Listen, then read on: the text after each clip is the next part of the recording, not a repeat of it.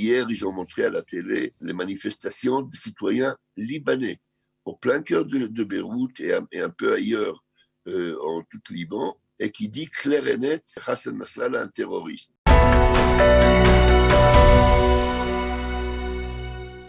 Nous allons nous projeter vers nos voisins et parler avec le colonel Meir Dan. Meir, Boker Tov. Boker Tov, Daniel, ça va, vous allez bien? Voilà, c'est bien. On vous voit très bien. Merci d'être avec nous de si bon matin.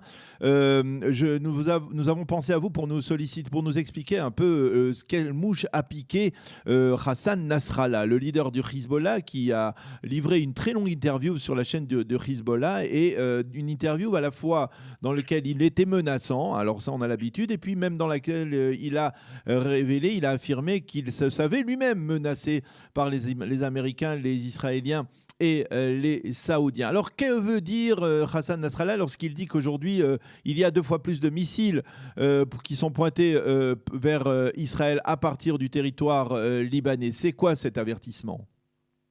J'imagine qu'il a fait cette partie à l'occasion de Saint-Sylvestre, le fin de l'année, je suppose, non? Excusez-moi d'être cynique le bon matin. Écoutez, ça fait quoi, plus de 20 ans qu'il est sous la menace, la même menace d'ailleurs, et peut-être encore moins aujourd'hui que jamais. Alors, ça fait 20 ans que cette personne vit en souterrain, il passe sa vie là-bas. Depuis la guerre du Liban, depuis la seconde guerre du Liban. Hein. En 2006, oui, ça fait 14 ans. Et même avant, il n'était pas au calme. Et il faut se poser la question pourquoi cette interview si radicale juste maintenant.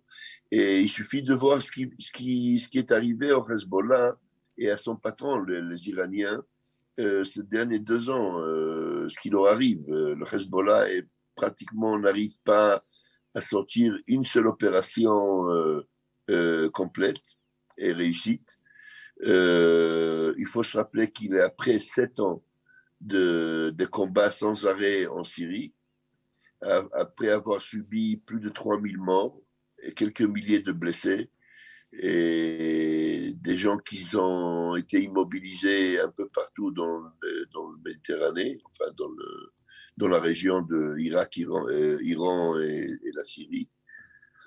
Il faut voir que le Libanais n'arrive plus à supporter la présence d'un État qui appartient à une organisation de terreur, et ça bouge dans tous les sens, et les Iraniens sont tellement occupés à l'intérieur et en eux-mêmes, ils n'ont plus l'intention pour les autres, ni les Yéménites, ni le Hezbollah, enfin moins, disons, et l'absence de M. Qassem Soleimani, qui était toujours son adjoint, enfin pas son adjoint, mais il était toujours en lien, en relation directe. Aujourd'hui, il n'a plus la relation en Iran comme il avait auparavant. Alors, justement, Meir, je vous arrête sur ce point-là précis de Qassem Soleimani. Ça fait 1 an que les Américains l'ont éliminé. Vous êtes un expert des services de renseignement. Est-ce qu'il est possible que, justement, cet entretien, cette interview, soit une sorte de mise en garde dirigée vers les Américains, vers les Israéliens, peut-être aussi vers les Saoudiens, afin qu'ils afin que ces pays ne se lancent pas dans une opération contre le Hezbollah qui pourrait lui-même avoir l'intention de frapper un de ces pays, ou de frapper Israël en particulier, pour marquer cet anniversaire. Qui est Hezbollah? Oui. Le Hezbollah qui est le bras avancé de l'Iran, hein, il faut le rappeler. Oui, c'est le bras avancé, mais c'est le bras très, très limité, très faible aujourd'hui. Encore, je vous rappelle, le chef d'état-major Koravi a annoncé il y a 2-3 semaines qu'Israël a fait plus de 500 activités au nord de frontières israéliennes. Alors, je vous laisse imaginer où sont passées les 500 opérations. Oui. Nous avons entendu de 2, 3, 4, 5, 10. On n'a pas entendu 500. Alors, c'est quoi les 500 ? Si vous faites une petite statistique, ça veut dire plus ou moins 2 activités par jour si on enlève le Shabbat et les fêtes. Alors, imaginez-vous un peu sous quelle pression et quel stress se trouve toute la région en vue de 2 actions militaires par jour que personne n'entend parler. Même eux, ils ne parlent pas d'ailleurs. Je ne sais pas si vous remarquez. Même les Iraniens, les Syriens, le Hezbollah ne parlent pas de ces actions. La plupart de ces actions sont en cachette. Et ils subissent des coups. Alors, qu'est-ce qui se passe là-bas? Les missiles, bon, on sait, la menace est là. Il y a une lutte extraordinaire pour éviter les missiles de précision. La lutte, pour l'instant, grâce à Dieu, réussit pour Israël et limite beaucoup, pas complètement, mais beaucoup, la présence de missiles de précision dans la région. Leur développement militaire est très, très, très limité.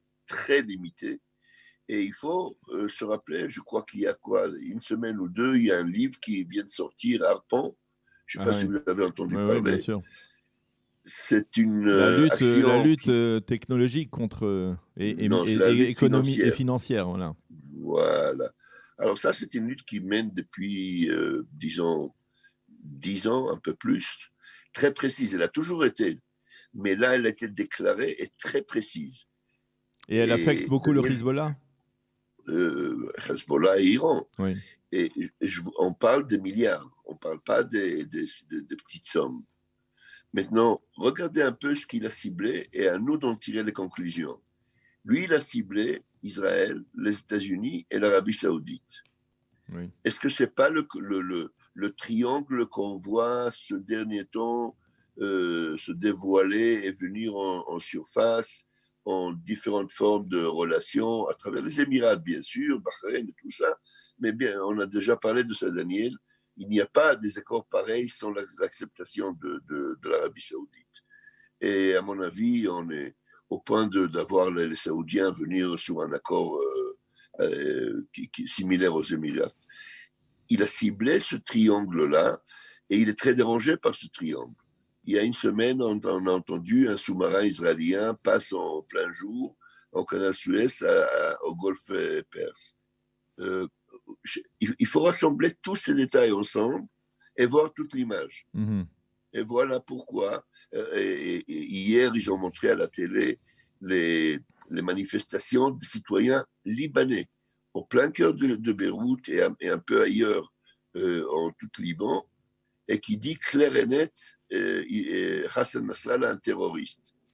Ce qui veut dire, Meir, que Hassan Nasrallah peut fanfaronner et dire qu'il a 2 fois plus, des dizaines et des dizaines de milliers de missiles qui sont pointés en direction d'Israël. Il n'osera pas les utiliser? Je ne sais pas s'il n'osera pas. Vous savez, quand on est la dissuasion de la guerre de la Seconde Guerre du Liban, elle semble être toujours présente. Elle est toujours là et encore plus forte aujourd'hui. La dissuasion d'aujourd'hui a démarré peut-être en Deuxième Guerre du Liban. D'ailleurs, que je vous rappelle que tout le monde a déclaré cette guerre comme une défaite, comme un échec, Bon, il y a eu des problèmes, mais c'était une de plus importantes dans la région de l'époque. Mais ça a démarré là-bas. La dissuasion, aujourd'hui, elle est enchaînée par des activités de tous les jours.